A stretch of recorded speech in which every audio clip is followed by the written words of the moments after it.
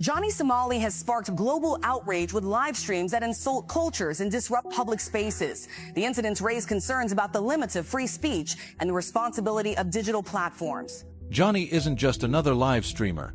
He's the embodiment of chaos.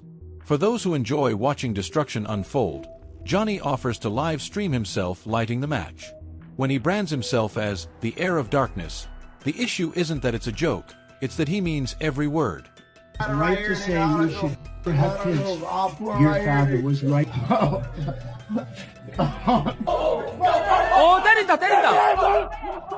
Before becoming a symbol of everything wrong with online culture, Johnny Somali was just a black kid from a struggling neighborhood in Ohio, chasing a simple dream, to be seen.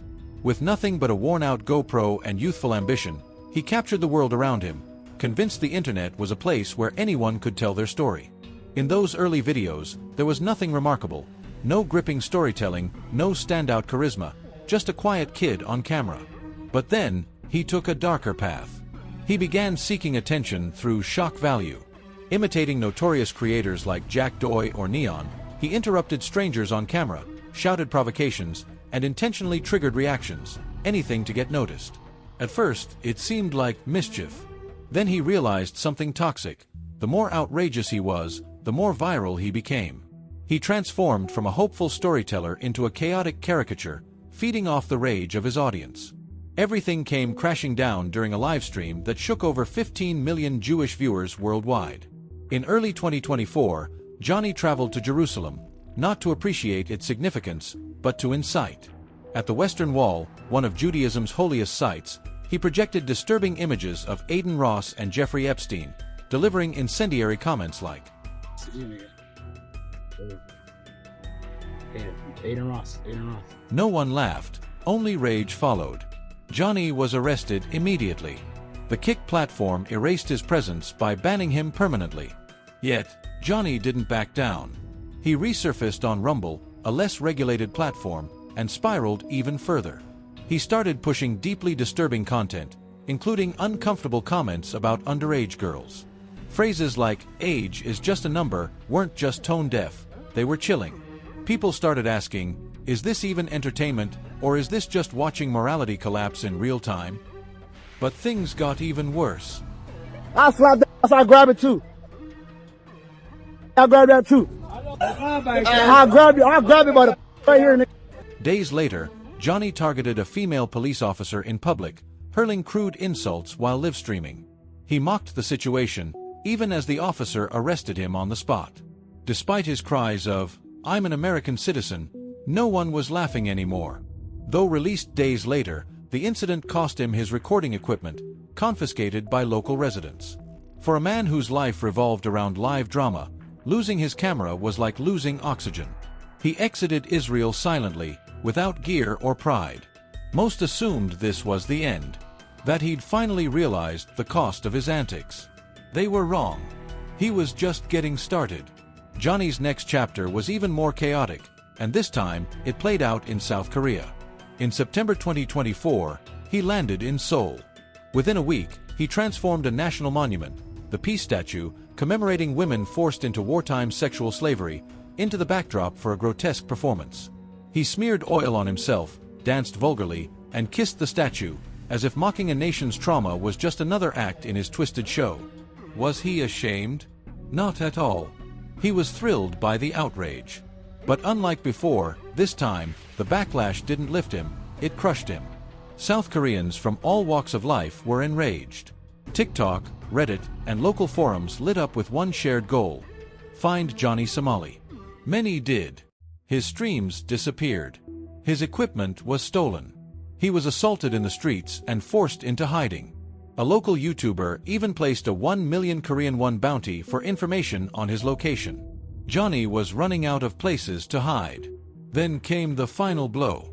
He uploaded a video boasting about a supposed Korean girlfriend, only for viewers to discover it was a deepfake. The image was of Bong Bong IRL, a famous local streamer who had never even met Johnny. Under South Korean law, this was criminal, deepfake defamation. He was arrested again. Though Bong Bong dropped the charges, lawsuits kept piling up. A convenience store he harassed, passengers he disturbed on a bus. And in South Korea, where order and respect are paramount, being a disruptive foreign streamer isn't just rude, it's a legal issue. Maybe Johnny didn't realize that crossing cultural boundaries can come with real-world penalties. But that didn't stop him from trying elsewhere. In late 2023, Johnny popped up in Japan. Instead of appreciating temples or culture, he jumped straight into trouble, literally. On his first day, he boarded a jam-packed train during rush hour and screamed as if auditioning for chaos.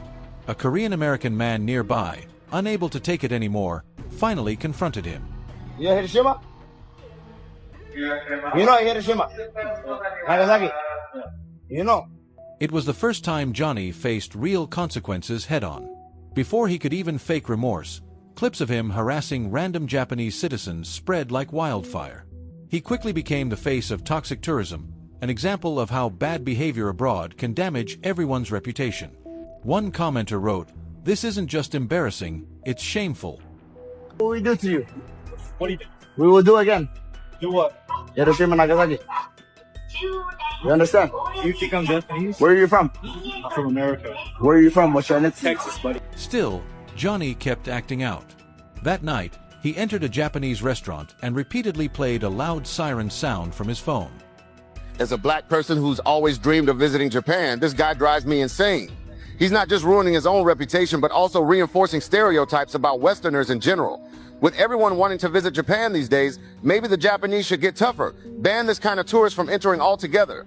He should be arrested and deported immediately for disturbing public order.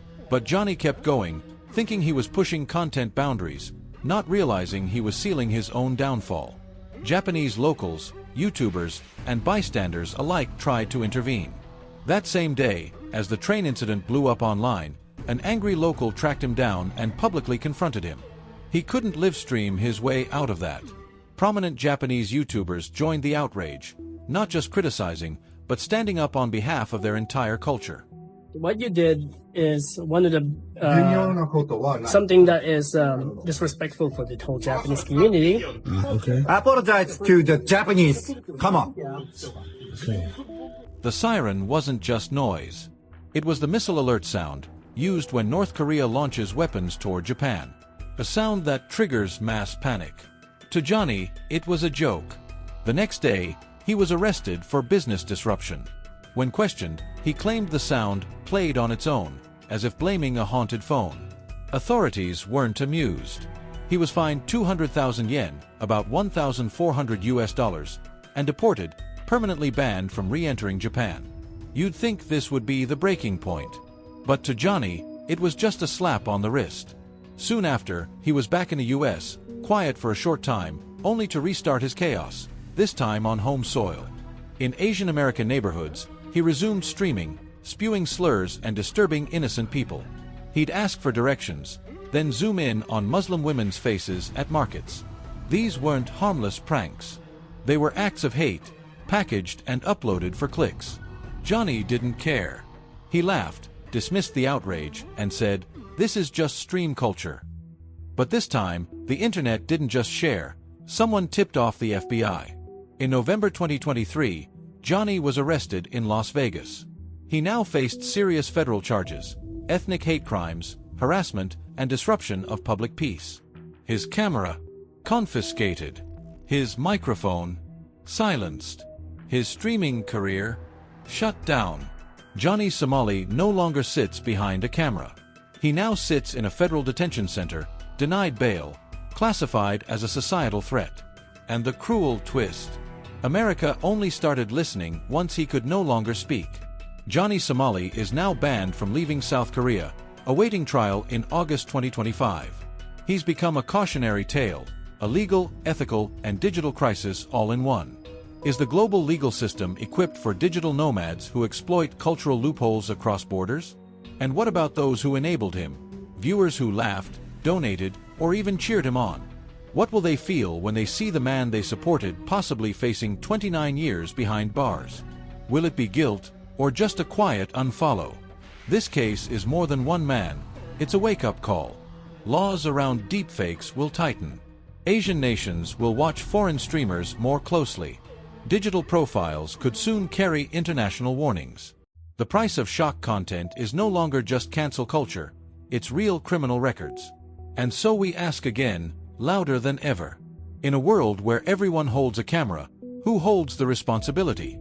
When views cross borders, can ethics follow? And if everyone wants to go viral, who's willing to be patient enough to live with integrity?